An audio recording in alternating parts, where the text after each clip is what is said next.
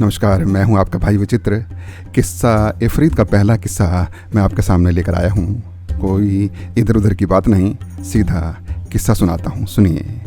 आप लोग जानते हैं बाबा फरीद जी का पूरा नाम हजरत ख्वाजा फरीदुद्दीन मसूद गंजशकर था। इन्हें गंजशकर क्यों कहा जाता था, इसके पीछे दो किस्से प्रचलित हैं। पहला किस्सा मैंने आपको अपनी वीडियो स्टोरी ऑफ बाबा फरीद में सुनाया था, जिसमें इनकी माताजी इन्हें नमाजी बनाने के लिए इनके तकिए के नीचे शक्कर की पुड़िया रखा करती थी। और दूसरा किस्सा इस प्रकार है। बाबा फरीद जी मीठे के बहुत शौकीन थे। एक बार अपने कुछ साथियों के साथ ये एक पेड़ के नीचे बैठे हुए थे। तभी उनके नज़दीक से एक कोल्हू मालिक अपने सेवकों के साथ ऊँटों पर शक्कर लादकर मंडी की ओर जा रहा था। फरीद जी ने ऊँटों पर लदी शक्कर देखी तो उनका मीठा खाने को मन हो आया, तो वो उठकर उस व्यापारी के पास चले गए। उसके साथ साथ चलते हुए बोले, खान साहब, मंडी में शक्कर बेचने जा रहे हो तो खाने के लिए थोड़ी शक्कर हमें भी दे दो। व्यापारी थोड़ा कंजूस किस्म का था, वो इनको जानता नहीं था। उन दिनों बाजार में शक्कर की मांग बहुत ज़्यादा थी।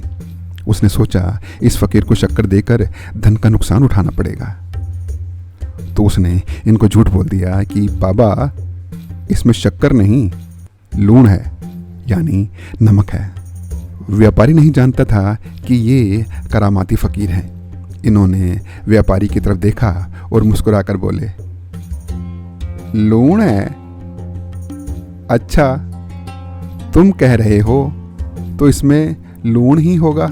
व्यापारी ने कहा, हाँ हाँ बाबा, लूण ही है, मैं झूठ थोड़े ना बोल रहा हूँ। ये कहकर व्यापारी मंडी की तरफ चला गया और ये वापस अपने साथियों के पास आकर बैठ गए।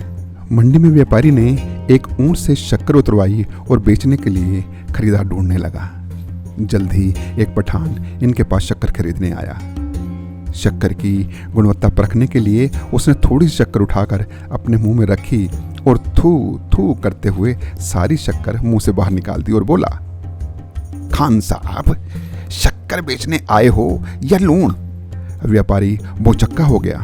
आश्चर्य से वो कभी पठान की तरफ और कभी अपनी बनाई हुई शक्कर की तरफ देखने लगा।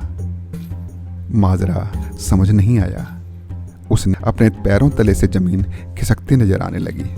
यकायक उसकी आंखों के सामने फरीद जी का चेहरा आ गया और उनके कहे हुए शब्द उसके दिमाग में गूंजने लगे। लूण है? अच्छा, तुम कह रहे हो तो इसमें लूण ही होगा। वो व्यापारी समझ गया कि आज उससे बहुत भारी भूल हो गई है।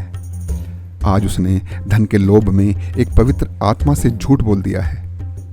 वो अपनी गलती पर पछताने लगा। अपने सामान की देखरेख के लिए अपने सेवकों को वहीं बिठाकर एक शक्कर से लदा ऊँट लेकर उस ओर वापस चल दिया जहां उसे बाबा फरीद जी मिले थे। थोड़ी सी मशक्कत के बाद व्यापारी को बाबा फरीद जी नजर आ गए, तो वो व्यापारी उनके पैरों में गिर गया और गिड़गिड़ाने लगा, बाबा जी, मुझे माफ़ कर दीजिए, आज मुझसे बहुत भारी गलती हो गई है। मैंने आपसे झूठ बोला था कि मेरे पास लूण है। मेरे अपने कोल्हू हैं, मैं शक्कर बनाता हूँ और मैं शक्कर का ही व्यापारी हूँ। आपको जितनी शक्कर चाहिए ले लीजिए, पर मेरी गलती की मुझे माफ़ी दे दीजिए। इन्होंने व्यापारी को उठाया और मुस्कुराकर बोले, अरे थोड़ी शक्कर खिलाओ तो। व्यापारी ने झटपट अपने ऊँट से शक्कर उतरवाई और इनके सामने रख दी। इन्होंने थोड़ी सी शक्कर खाई और बोले, शक्कर काफ़ी मीठी है। व्यापारी का सारा नमक फिर से शक्कर बन गया और तब से इन्हें शकरगंज यानी शक्कर का खजाना गंज शक्कर बुलाने लगे। ऐसी ही और वीडियो लेकर जल्द आ रहा हूँ। आपसे मिलने वाले प्यार का बहुत बहुत धन्यवाद। नमस्कार।